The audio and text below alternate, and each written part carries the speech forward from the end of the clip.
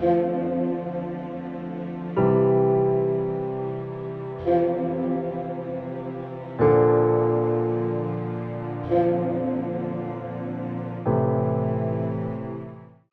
लिए आज की तलावत इशाया नबी का सहीफ़ा, उसका 50वां बाब, उसकी 5वीं आयत से लेकर उसकी 9वीं आयत तक। मालिक खुदावंद ही ने मेरा कान खोला है, तो मैं सरकश ना हुआ और पीछे को ना लौटा। मैंने अपनी पीठ मारने वालों को और अपनी गालें नोचने वालों को दे दी।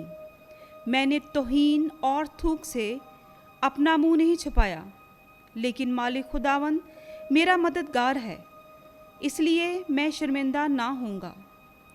इसलिए मैंने अपना चेहरा चकमाक की तरह किया और ये जाना कि मैं रसवा ना होऊंगा।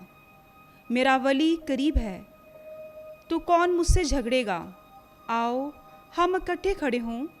कौन मुझ पर दावा करता है, वो मेरे पास सामने आए।